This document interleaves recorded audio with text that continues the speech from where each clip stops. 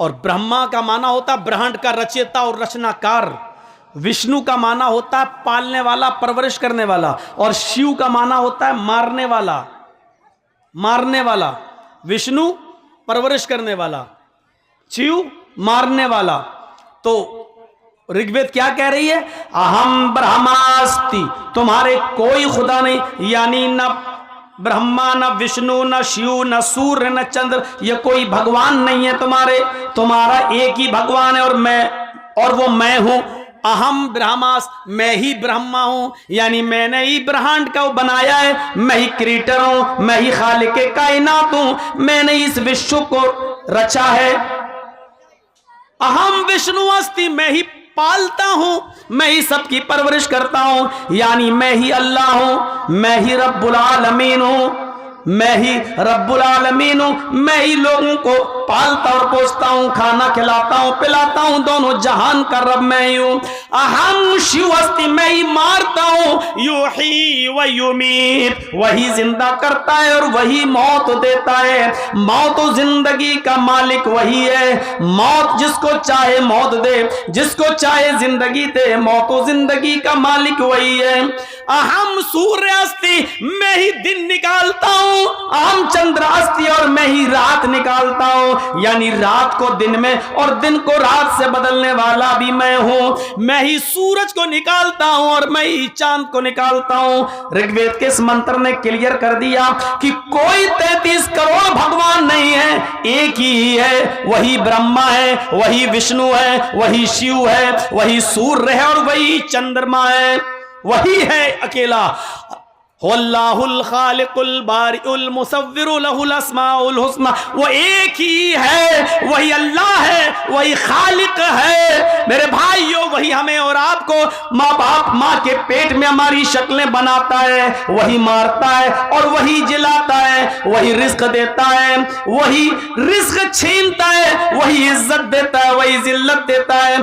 जिसको चाहे बगैर हिसाब के रिस्क दे। इन्नल्लाह यर्ज़ुक़ु मन यशाउ बिगैर हिसाब, जिसको चाहे बगैर हिसाब के रिस्क दे और जिसको चाहे वो गरीब कर दे, जिसको चाहे इज्जत दे और जिसको चाहे जलील कर दे। वो तो इज्जु मन तशा वो तो जिल्लु मन तशा, वो चाहे तो इज्जत दे, जिसको चाहे वो चाहे तो डॉक्टर शिव शक्ति स्वरूप जो भोपाल की सरजमीन पर है, कुरान की आयतें पढ़ते हैं, सूरह निसा पर पहुंचते हैं, इस्लाम ले आते हैं, इस्लाम उनकी समझ में आ जाता है, कुरान की मेडिकल साइंस उनकी समझ में आ जाती है, वो इस्लाम ले आते हैं। आज डॉक्टर शिव शक्ति स्वरूप का नाम इस्लामुल हक हो जाता है। मेरे प्यारे साथियों, डॉक्टर शिव शक्ति स्वरूप की बीवी जो पहले सरस्वती नाम था, आज उसका नाम खदीजा बन जाता है। डॉक्टर शिव शक्ति स्वरूप की बेटी जिसका नाम पहले शकुंतला था, आज उसका नाम आयशा हो जाता है। वह तो इज्जो मन तशा, वो जिसको चाहे जिल्लत की जिंदगी से निकाल कर इज्जत की जिंदगी दे। वह तो जिल्लो मन तशा, और वो जिसको चाहे इज्जत की जिंदगी से निकाल कर जलील कर दे। जैसे वजीम रिजवी, आज उसका नाम जितेंद्र नारायण त्यागी हो जाता है। मेरे भाइयों, ये अल्लाह ही है, वो जिसको चाहे इज्जत दे, जिसको चाहे जिल्लत दे। इज्जत और जिल्लत का मालिक अल्लाह है, हम और आप नहीं है। वो जिसको चाहे इज्जत दे, वो जिसको चाहे जलील कर दे, जिसको चाहे रुसवा कर दे, जिसको चाहे अंधेरे से निकाल कर रोशनी में लाए, उजाले में लाए, और जिसको चाहे उजाले से हटाकर अंधेरे में टमाटो या मारने के लिए और भटकने के लिए छोड़ दे। वो जिसको चाहे पूरे हिंदुस्तान के लोगों की इज्जत उसको अता फरमा दे, वो उसको अपने घर में पनाह देने लग जाएं। जैसे डॉक्टर शिव शक्ति स्वरूप आज पूरे भारत के मुसलमानों के आंख के तारे बन गए हैं। आज उनकी इज्जत है, उनको लोग अपना भाई समझने के लिए तैयार हैं। और जिसको चाहे ऐसा जलील कर दे कि सारे रिश्तेदारों की रिश्तेदारी छीन ले। जैसे कि जितेंद्र नारायण त्यागी, उसकी बीवी ने छोड़ा, उसके भाइयों ने छोड़ा, उसके माँ बाप ने छोड़ा, उसको अपने घर से बेदखल किया गया। बच्चों ने भी उसको बाप मानने से इनकार कर दिया, बीवी ने भी उसको छोड़ दिया, और मुसलमानों ने भी उसके लिए कब्रिस्तान की जगह छीन ली। मेरे प्यारे साथियों, गौर कीजिए, वो जिसको चाहे इज्जत दे और जिसको चाहे जलील कर दे, वो एक ही है, वो एक ही है, वो एक ही है। इसलिए उस पर अटूट विश्वास जरूरी है। और कुरान कह रहा है कि वो तुम्हारा भी मंत्र है और हमारा भी मंत्र है। या अहलल किताबी तालौ इला कलिमतिन सवाइम बैनना व बैनकुम। आए अहले किताब, आए यहूद और नसारा, आओ एक ऐसे कलमे की तरफ जो हमारा और तुम्हारे दरमियान बराबर है। अल्लाह नअबुद इल्लल्लाह, और वो ये है कि हम एक अल्लाह के अलावा किसी की इबादत नहीं करेंगे। हम जब भी इबादत करेंगे सिर्फ एक अल्लाह की इबादत करेंगे।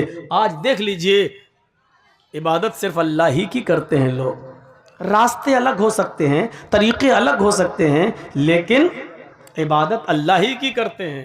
एक आदमी मूर्ति के सामने खड़ा है और ऐसे जो भी पढ़ रहा हो, लेकिन वो उसकी पूजा नहीं कर रहा। उससे पूछो कि आप पत्थर की मूर्ति की पूजा कर रहे हो, कहेगा नहीं साहब, ये तो रूपक हैं, ये तो मुजस्समा है, हम इनकी नहीं कर रहे हैं। बल्कि हम इनको देख लेते हैं तो एक तसव्वुर आ जाता है कि भगवान ऐसा ही होगा। वरना एक बात बताइए कि जिनकी वो पूजा कर रहा है, क्या वो शक्तिशाली है? उसको बनाया किसने? आप अपनी अकल से फैसला करें कि जो चीज़ बनकर तैयार हुई है वो ज़्यादा पावरफुल होती है या उसका बनाने वाला? ये माइक है, जिसने बनाया है, ये माइक ज़्यादा पावरफुल है या इसका बनाने वाला? मैं ये घड़ी पहने हुए हूँ, ये वक्त बतला रही है, कितना है, बड़ा अच्छा काम हो रहा है। ये घड़ी ज़्यादा पावरफुल है जो वक्त बता रही है या इस घड़ी का बनाने वाला? क्यों? उसने बनाया है, वो चाहे तो इसको बिगाड़ भी सकता है, तो बनाने वाला ज़्यादा पावरफुल हुआ। तो पत्थर की जिन मूर्तियों की हम लोग पूजा करते हैं, तो इनको किसी ने तो बनाया ही है ना। तो आप बताइए कि पत्थर की वो मूर्तियां ज़्यादा पावरफुल हैं या उनका बनाने वाला? मान लीजिए गणेश जी की मूर्ति बना रहा था, आज हम उसके सामने हाथ जोड़ें, वो चाहता तो गणेश जी को लंगड़ा भी बना सकता था, लूला भी बना सकता था, अंधा भी बना सकता था, उनकी शक्ल बिगाड़ भी सकता था। गणेश जी की मूर्ति को, शंकर जी की मूर्ति को वो चाहता तो चेंज कर सकता था, बदल सकता था, उसके हाथ में था, लेकिन ऐसा नहीं किया। लेकिन ताज्जुब यहां है, बनाने के बाद वो खुद अपने घर में लगाता, बनाया भी उसने, रंगा भी उसने, क्लीन भी उसने किया, सफाई भी उसने की, और अपनी जगह से हटाकर जिस जगह रखना चाहिए उस जगह भी वो उठकर खुद नहीं गई मूर्ति, बल्कि इसने अपने हाथ से वहां स्थापित की है। और लगाने के बाद अगरबत्ती भी वही जला रहा है, और उसके बाद श्री गणेशाय नमः उसी के सामने अपना सर भी झुका रहा है। ये हमारी जो है सोच, ये चीज चेंज होनी चाहिए। बनाया भी हमने, कलर भी हमने किया। मैं मानता हूं ऋग्वेद में है, मिट्टी की बनी हुई मूर्ति की पूजा करो। और जहां जहां लफ्ज पूजा ईश्वर के साथ आया है वहां इबादत है, और जहां ईश्वर के अलावा किसी और के साथ आया है, एक उसूल याद रखना, वेदों में, पुराणों में, उपनिषदों में जहां जहां ईश्वर के साथ पूजा आया वहां उससे मतलब मुराद क्या है?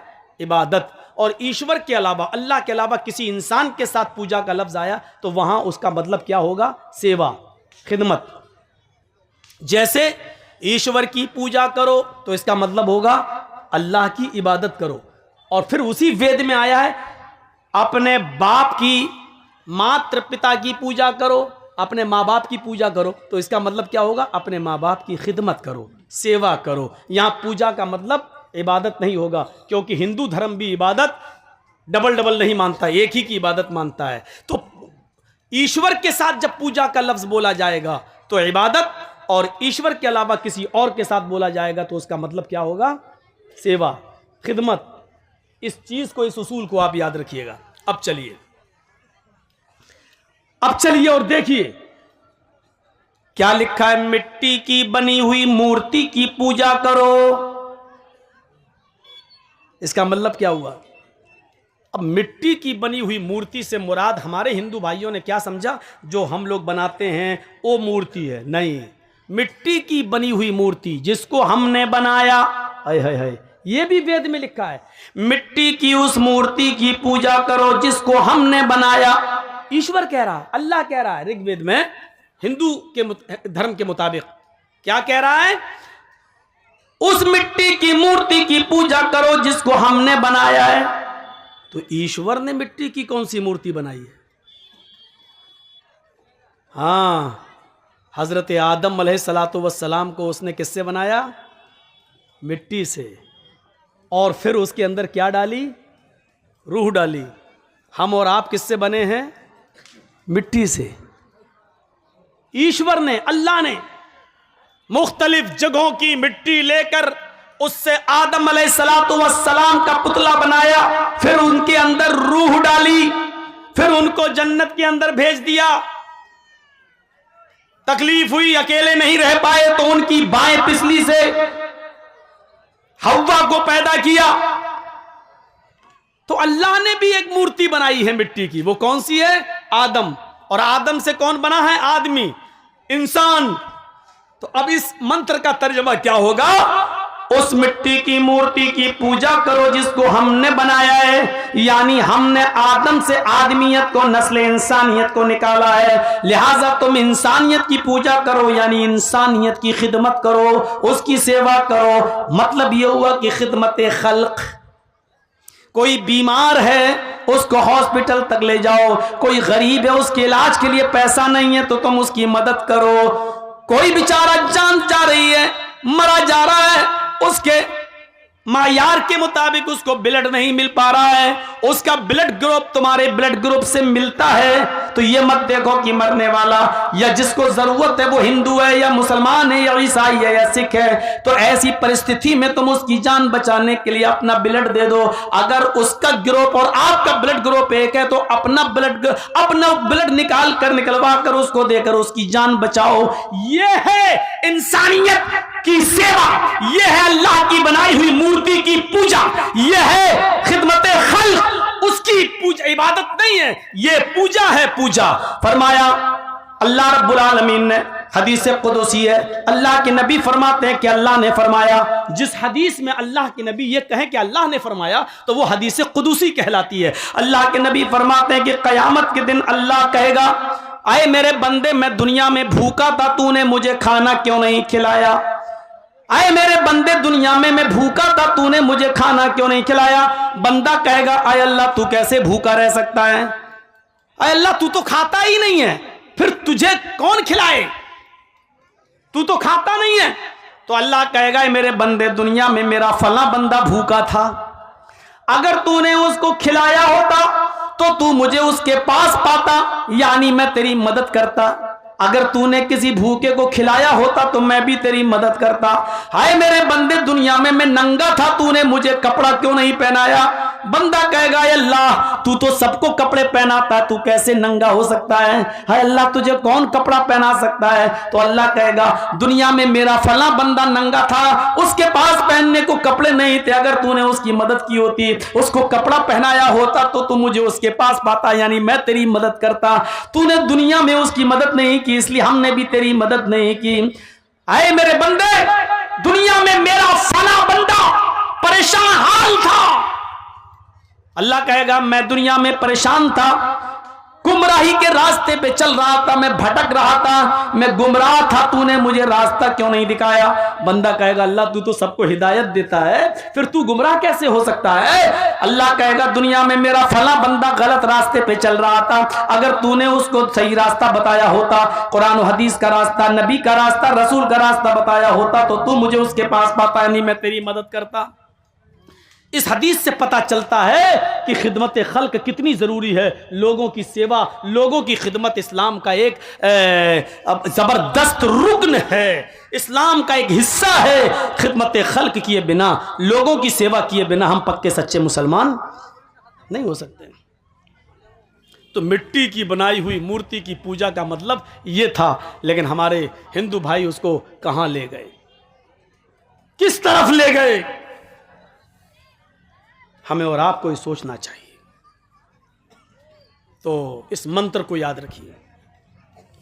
एक ही मंत्र है सबका, एक ही दीन है सबका, और उसकी जीती जागती मिसालें अब मैं आपको दे रहा हूं। आइए कुरान खोलिए। सबसे पहले आपको कुरान खोलने के बाद जो सबसे पहले आयत मिलेगी वो आयत क्या होगी? बिस्मिल्लाहिर्रहमानिर्रहीम। आप ऋग्वेद खोलिए। जब आप वेद खोलेंगे तो आपको सबसे पहला मंत्र वेद में क्या मिलेगा? अग्निमीले।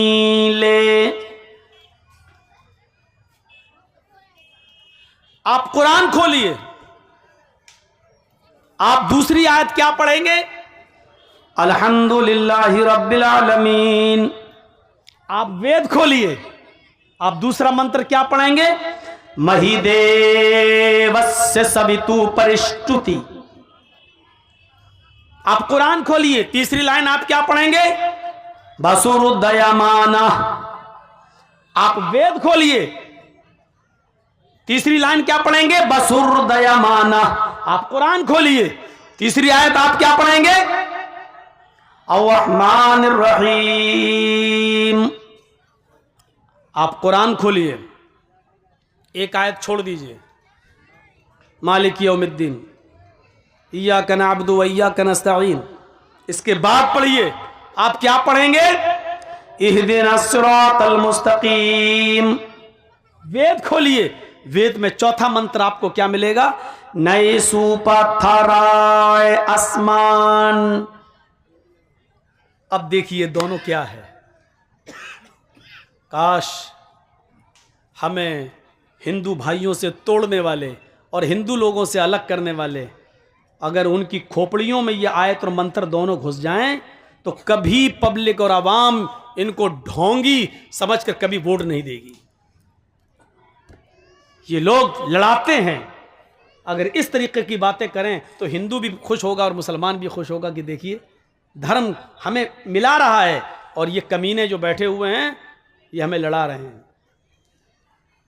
एक एक नेता की कुर्सी के नीचे अगर जमीन खोदो तो कितने कितने लोगों के खून के कुएं हैं, कितनी लाशें उस कुर्सी के नीचे दफन हैं जिस पर वो हुकूमत कर रहा है, कितने लोगों का मर्डर है। अग्नि मीले, कुरान की पहली आयत, अग्नि, वेद का पहला मंत्र अग्नि। अग्नि का मतलब सबसे आगे, सबसे पहले। अग्नि असल में क्या था? अग्रणी। अग्नि को मुख्तलिफ मराहिल से गुजार कर अग्रणी को अग्नि बनाया गया। अग्नि कहीं वेदों में अल्लाह को कहा गया, अग्नि कहीं वेदों में मोहम्मदुर रसूलुल्लाह को कहा गया, अग्नि कहीं वेदों में सूरज को कहा गया, अग्नि कहीं वेदों में चंद्र को भी कहा गया, चांद को भी कहा गया, अग्नि वेदों में किसी महान पुरुष को भी कहा गया, अग्नि वेदों में उस आग को भी कहा गया जिसमें चिता जलती है, जिसमें चिताएं जलती हैं, जिसमें चिताएं यानी लाशें जलाई जाती हैं, उसको भी अग्नि कहा गया है। अब जितना भी आदमी आगे से उठे उसको जबरदस्ती बिठा दो यहीं पर, किसी को आगे से निकलने मत देना। हम भूल जाते हैं, हमें डिस्टर्ब हो जाता है। अब देखो वो घुस रहा आगे बैठने के लिए, बहुत हंस रहे हैं, बन गए राजीव गांधी, दांत फाड़ दिए ही करके। अग्नि की असल है अग्रणी, और अग्रणी के मतलब सबसे आगे, सबसे अव्वल। मीले, प्रारंभ करता हूं, शुरू करता हूं। अब तर्जमा देखिए, अग्नि मीले, प्रारंभ करता हूं, शुरू करता हूं उसके नाम से जो सबसे पहले है, सबसे आगे है। ये वेद का पहला मंत्र है। और कुरान की पहली आयत क्या है? बिस्मिल्लाहिर्रहमानिर्रहीम। शुरू करता हूं अल्लाह के नाम से, बिस्मिल्लाह, शुरू करता हूं अल्लाह के नाम से। अब आप देख लीजिए कितनी तालमेल, देखिए कितना है। टेली करिए आप। दूसरा मंत्र देखिए क्या है वेद में, महिदेवस्य सवितु परिष्टुति, महान है हमारा वो देवता, महान है हमारा वो देवता, मही देवस्य, मही महान है, देवस्य हमारा वो देवता, सवितु जिसके लिए सारी की सारी परिष्टुति तारीफें हैं, प्रशंसाएं, महान है हमारा वो देवता जिसके लिए सारी की सारी प्रशंसा, सारी की सारी तारीफ है, वो हमारा देवता महान है। हमारे यहां क्या कहा गया, अल्हम्दुलिल्लाहि रब्बिल आलमीन, तमाम तारीफें उस अल्लाह के लिए, सारी तारीफें उस अल्लाह के लिए जो दोनों जहान का रब है, जो दोनों जहान का पालने वाला है। मही देवस्य सवितु परिष्टुति, और इधर अल्हम्दुलिल्लाहि रब्बिल आलमीन। तीसरा मंत्र बसुरदयामाना, बसुरदयामाना, जो बड़ा दयालु है, बड़ा कृपालु है, उससे ज्यादा दयालु और कृपालु कोई नहीं है, जो उससे ज्यादा रहम दिल कोई नहीं है। अर्रहमानिर रहीम, कुरान की तीसरी आयत क्या कहती है, अर्रहमानिर रहीम, जो बड़ा ही मेहरबान इंतहाई रहम करने वाला है। अर्रहमानिर रहीम, जो बड़ा ही मेहरबान इंतहाई रहम करने वाला है।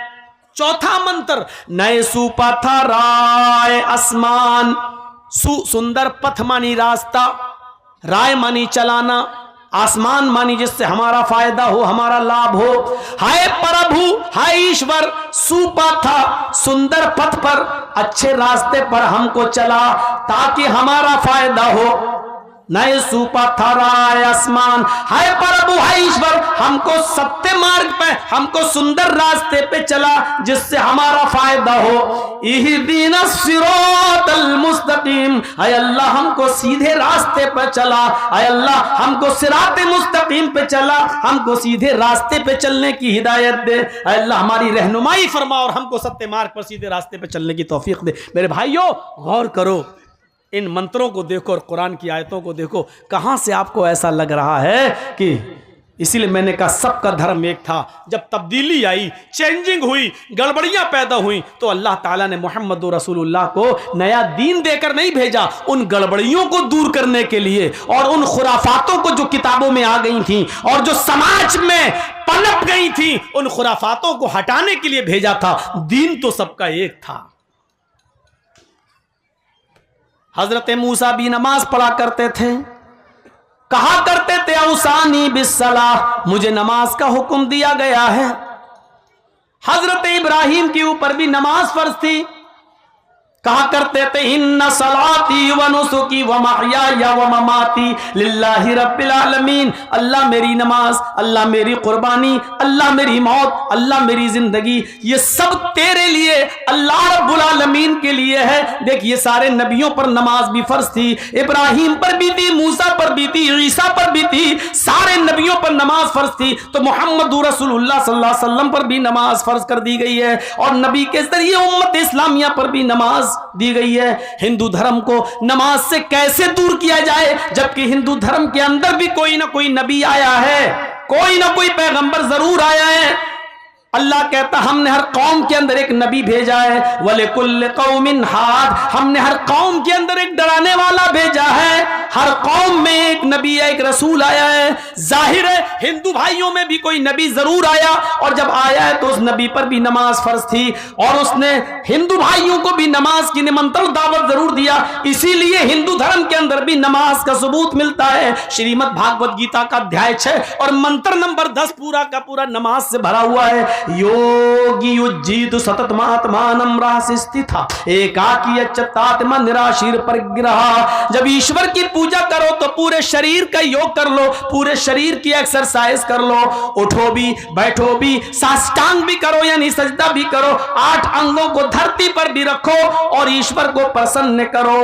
पंचम समया कर्तव्य, और ये पूजा 5 वक्त 5 टाइम की जाएगी। मृगचरम, और ये पूजा पाक जमीन पर पवित्र धरती पर करो।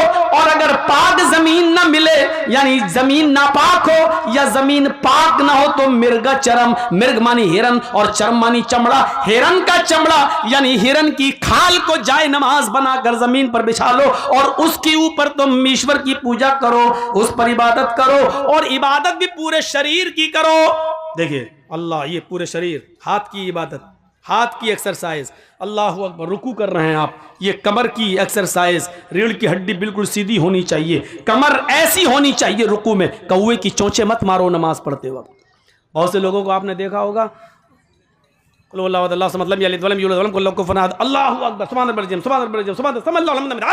अकबर, कौवे की चोंचे मार के भाग रहे हैं, न कमर सीधी न कयाम सही।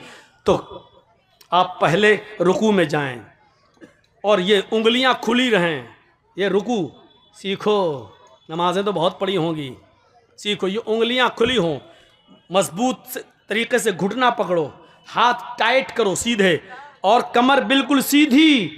उसके बाद पढ़ो सुभान रब्बिल अज़ीम, सुभान रब्बिल अज़ीम, ऐसे नहीं, सुभान रब्बियल अज़ीम, सुभान रब्बिल अज़ीम ऐसे नहीं, एक एक जुमला साफ, एक एक लफ्ज साफ। सुभान रब्बियल अज़ीम, रब्बियल अज़ीम, सुभान रब्बियल अज़ीम, सुभान रब्बियल अज़ीम, 3 बार, 5 बार, 7 बार, कम से कम 3 बार इसको पढ़िए। लेकिन कब?